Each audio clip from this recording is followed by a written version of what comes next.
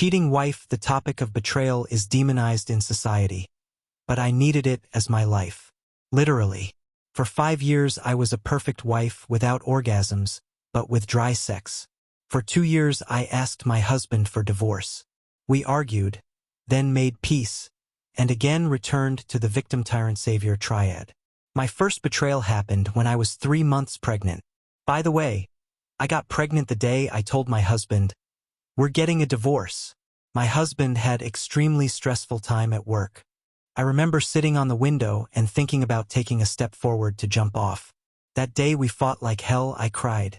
My requests that I shouldn't be nervous because I'm pregnant, this is a matter of a healthy birth and a baby without problems, remained unheard.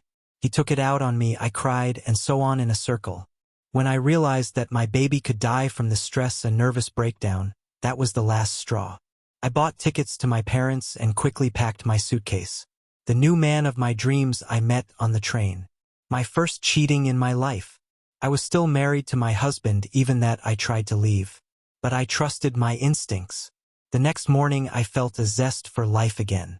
I fell in love and dreamed of a new relationship. The cheating lasted 2 months, even after he found out that I was pregnant.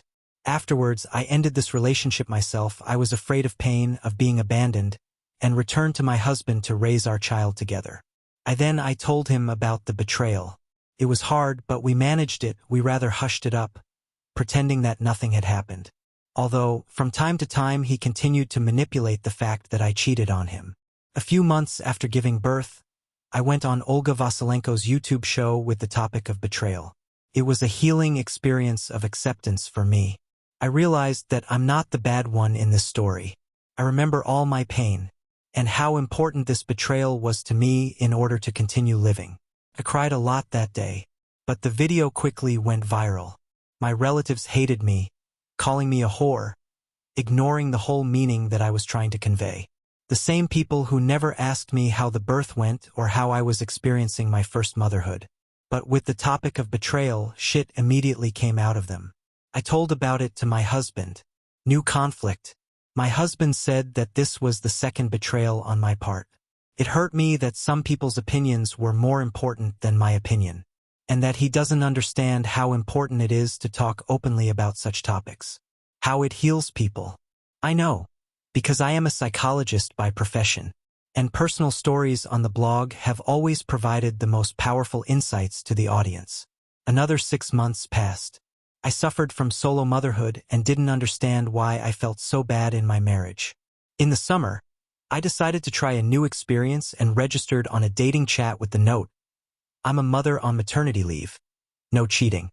Communication with other men helped me to see how much trauma I have in male-female relationships. The fact that my husband refused to give me cunnilingus, saying that I had ugly vagina, only at a distance, having gone to the countryside for the summer, I was able to understand why I feel bad with him, why year after year I think about divorce but cannot decide on it. I told my husband that I decided to leave him. This is where something surprising happened. He changed for the better. He had never been such a sweetheart before. This led us to a marital counselor, for which special thanks. But this was the beginning of the end. I cheated on him. Again. And then again. And more. Already with different men. Each new experience healed and liberated me. What opened up for me with others was impossible with my husband. I stayed true to myself, telling counselor that I wanted divorce. My husband continued to convince me to stay together.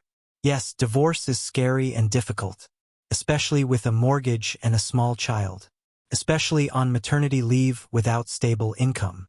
But it's the right decision, because relationships shouldn't be a cause of pain.